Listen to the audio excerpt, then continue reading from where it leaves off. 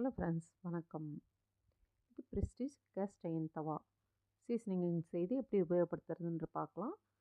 30 centimetre size வந்து 30 centimetre வாங்கியிருக்கேன்.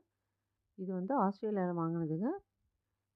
$40 ஆச்சு ரேட்டு. இதனுடைய ரேட் $40. நம்ம சீசனிங் பண்ணி எப்படி உபயோகப்படுத்துகிறன்றதை நான் காமிக்கிறேன். புக்லெட் கொடுத்துருக்காங்க. புக்லெட்லேயே போட்டிருக்காங்க எப்படி சீசனிங் பண்ணுன்றதும்.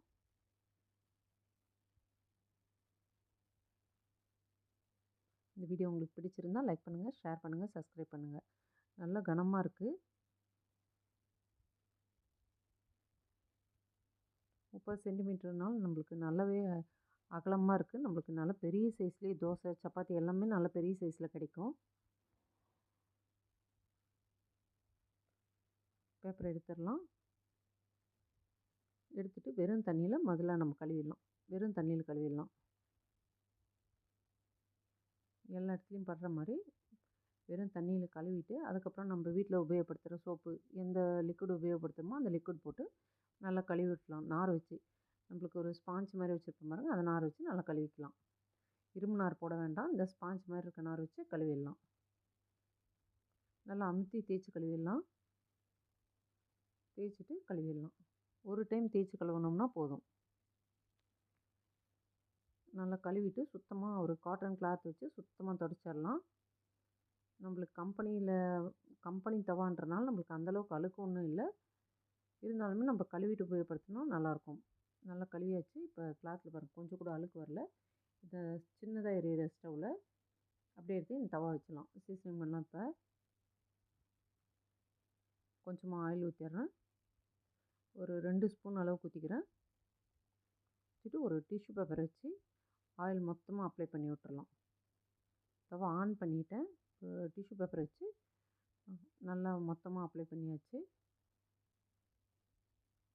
சின்னதாக எரியிற ஸ்டவ்வில் தான் வைக்கிறோம். இந்த டிஷ்யூ பேப்பர் மறுபடியும் தேவைப்படுங்க, அப்படியே வச்சுக்கலாம், தூக்கி போட வேண்டாம், அப்படியே இருக்கட்டும்.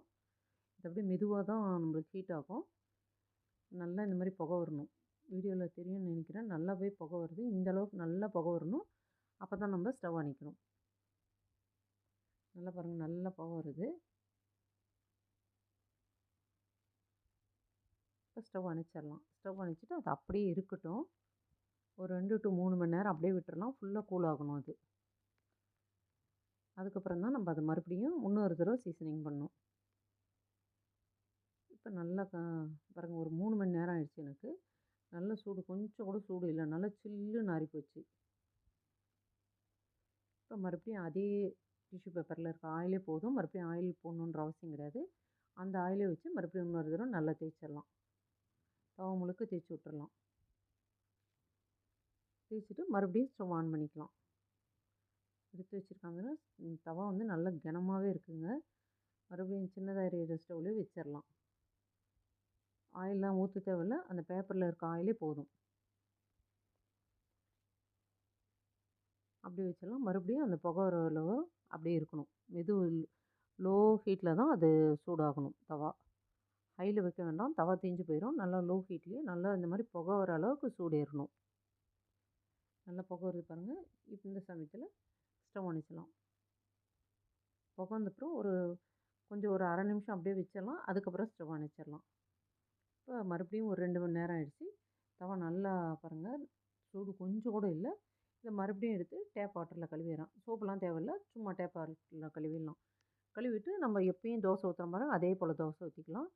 தோசை ஊற்றினப்புறமும் இது நல்லா ஒரு துணியோ டிஷ்யூ பேப்பரை வச்சு நல்லா துடைச்சிட்டு, கழுவ தேவையில்லை, நல்லா துடைச்சிட்டு அப்படியே வச்சிடலாம். மறுபடியும் உபயோகப்படுத்தும் போது இந்த மாதிரி வெறும் தண்ணியில் கழுவிட்டு துடைச்சிக்கலாம். தினம் உபயோகப்படுத்துறதா இருந்தாலும் வெறும் தண்ணியில் கழுவிட்டு நம்ம துடைச்சிட்டு அதே போல் நம்ம தோசை செய்கிறதுக்கு ஆரம்பிச்சிடலாம். மறுபடியும் நார் போட்டு தேய்ச்சிங்கன்னா மறுபடியும் இந்த மாதிரி சூடுபடுத்திட்டு அதுக்கப்புறம் தான் செய்யணும். அப்புறம் நான் இட்லி மாவு தான் வச்சுருக்கேன். அந்த இட்லி மாவுலேயே அப்படியே தோசை ஊற்றி காமிக்கிறேன். சூப்பராக தோசை வருது. தோசை செய்து எடுத்துகிட்டு அதுக்கப்புறம் சப்பாத்தியும் செய்து பார்த்துங்க. சப்பாத்தியும் நல்லா சீக்கிரமாக வந்துடுது.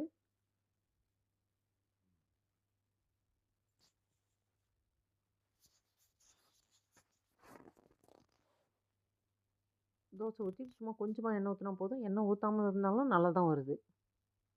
சும்மா கொஞ்சமாக தான், நான் அரை ஸ்பூன் எண்ணெய் தான் ஊற்றிருக்கேன். திருப்பி போட்டு எடுத்தோம்னா சூப்பராக டேஸ்டியான தோசை ரெடி. தேங்க்யூ.